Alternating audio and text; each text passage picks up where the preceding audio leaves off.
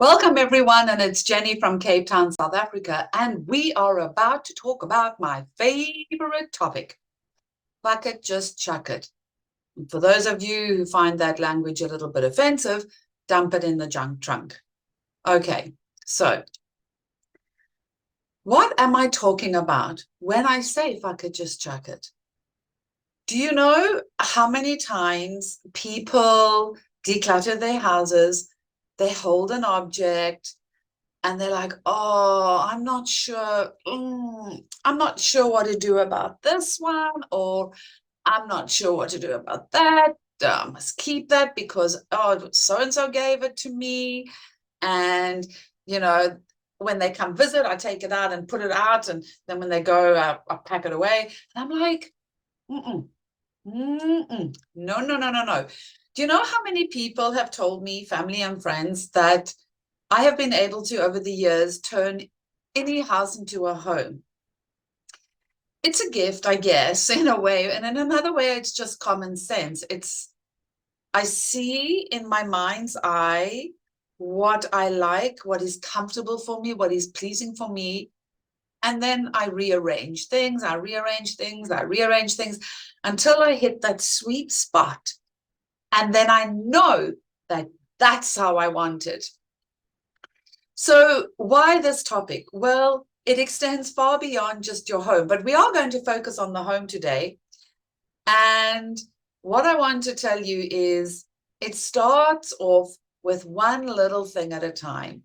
And at one point in my career, it was just my daughter and myself. We lived in a 5-bedroom home, which was excessive, and we're going to get there.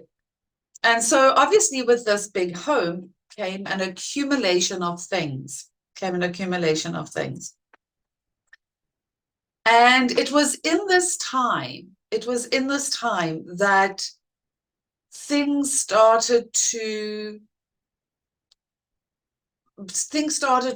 really unravel for me on the mental and emotional platforms.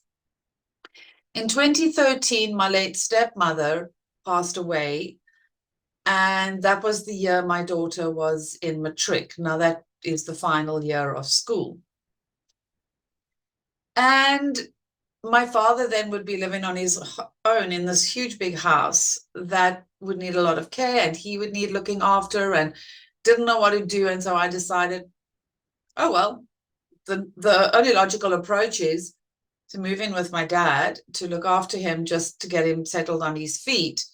In the following year, once my daughter had finished school, because then she was going to university. And the reason I'm telling you this is because suddenly, from a 5-bedroom home, I was moving into a fully furnished place. So what did I do? I phoned up friends that I knew would need stuff, and I said, I'm not selling anything. If you want stuff, come and get it. I guess I watched Eat, Pray, Love far too many times, because I call it my, oh my God, Eat, Pray, Love moment. And I took everything that I could and I gave it away. I just gave it away. And a lot of my family and friends were cross with me because they said, you should sell it, you need the money, whatever. And I was like, no, I don't want to sell it. I had this thing about selling things. If I knew somebody was in need, I wanted to give it to them. I've learned valuable lessons along the way, but that was at the time. Anyway, so that became my fuck it, just chuck it moment. And I went through everything, downscaled, moved out. Luckily, I had to furnish my daughter's apartment near her university. So I was able to give a lot of things there, the fridge, the washing machine, the lounge suite.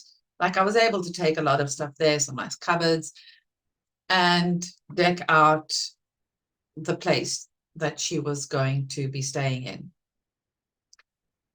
But when it came to things that I was holding on to, I just decided no. And I had between 16 and 20 Angel Doreen Virtue Angel Box cards, and I just said, no, this is no longer me. This is not my focal point.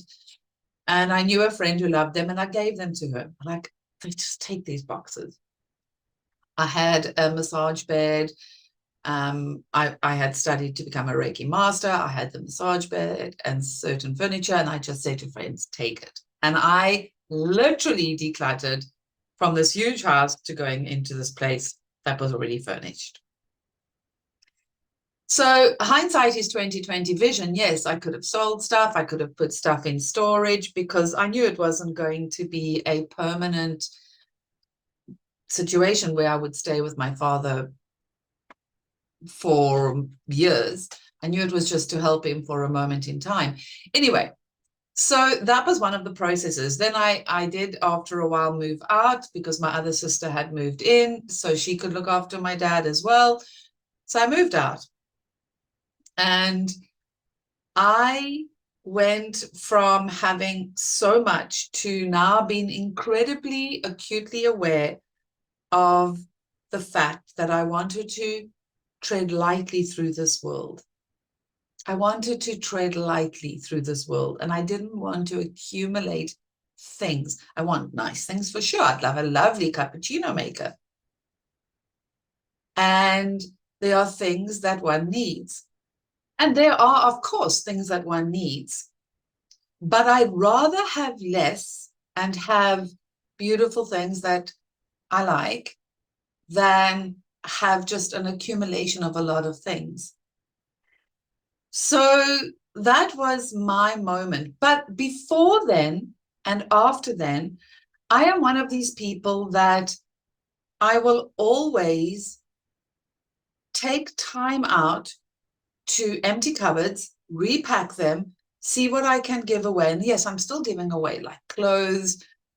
We have what we call dustbin day or garbage day. And if there are things I'm giving away, like clothes or whatever, oftentimes I will just put them in a bag on top of the bins. And then I know people that come and do scratch in the bins because they have nothing else, find the clothes and can use them.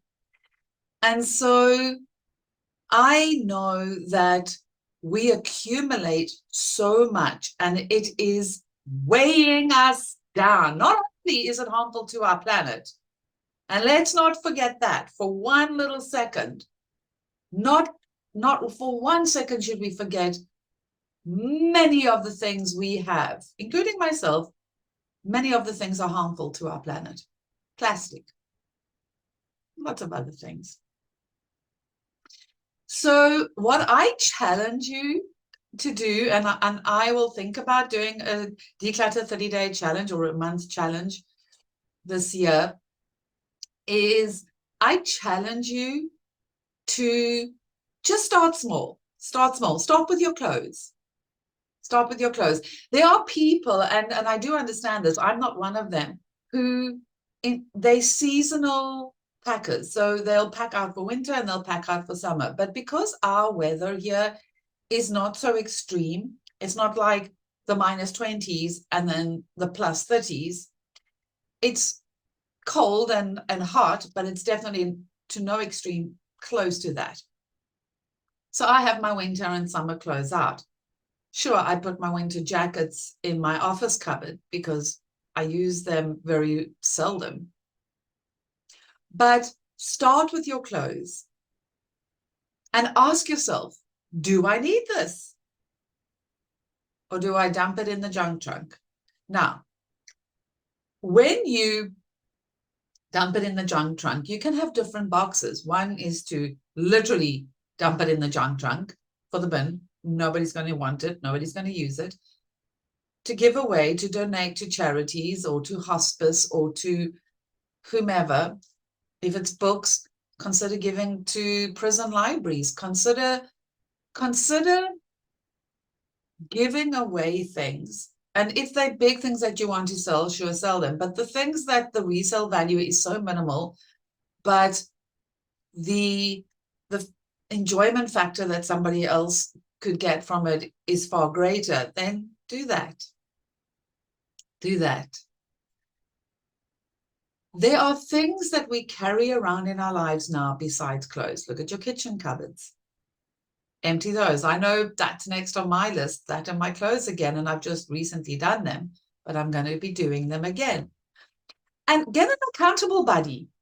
Get someone who will sit with you and say, when last did you wear that? Or I don't think that's really something you should be wearing, right? Maybe not age appropriate, or it doesn't suit you, or whatever. Now, once your clothes are done and you've looked at your kitchen cupboards, interestingly enough, walk around your house and look at the ornaments and things you have.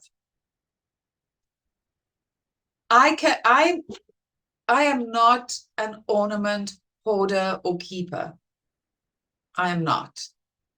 I am not one of those people. Oh, there's a few things I have, and probably because it came from my dad's house, or it's just a memory thing, but it's so few and far between. And I'm not talking about minimalism. I'm talking about having things that you love.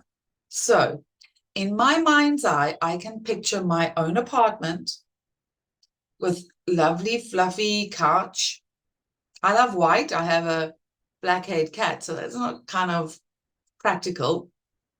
So what I've done is I've bought nice throws and put that over so I can wash those, take it off, wash it. I like themes. I like the sea theme in my lounge. And that's probably because I live by the ocean.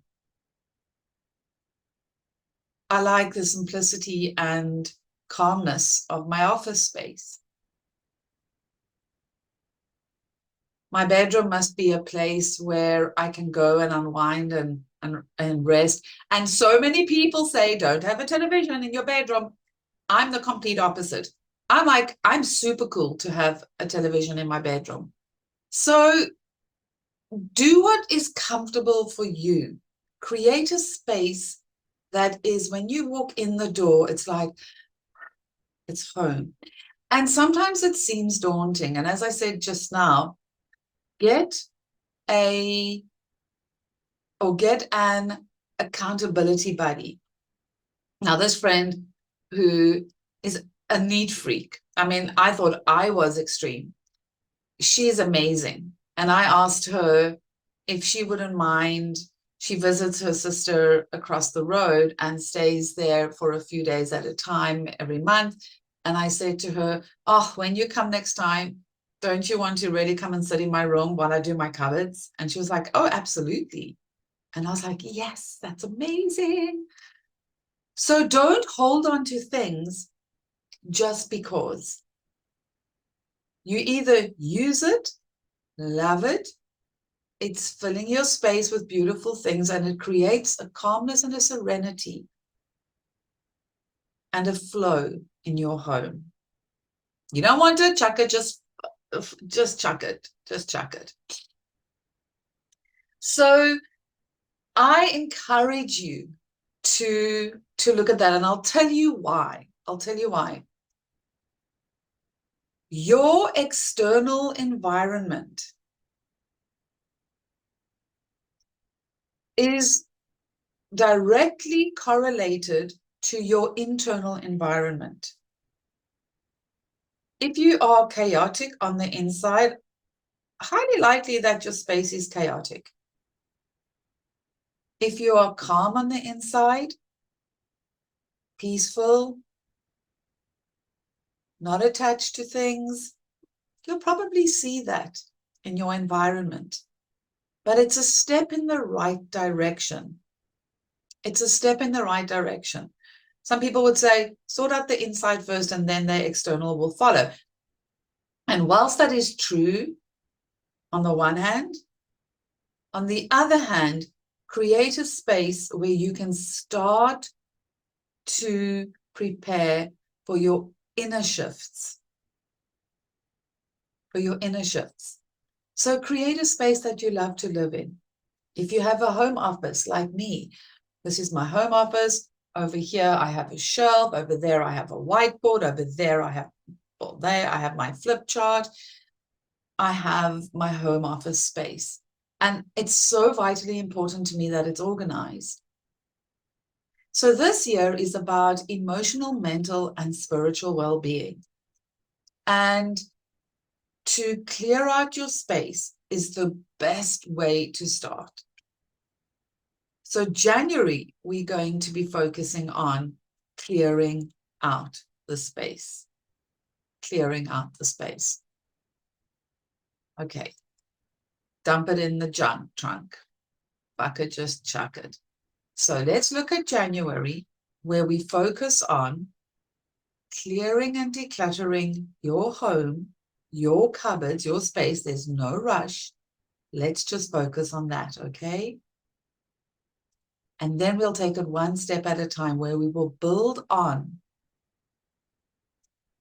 to emotional, mental, and spiritual well-being. I love you. I am so excited for this year. I love you. I bless you. And it is my honor to be able to serve you in a way that I know will help you moving forward. Until next time, Coffee with Jen. I look forward to our next chat and to see how you're doing with Chuck It Just Whack It. Take care. Bye.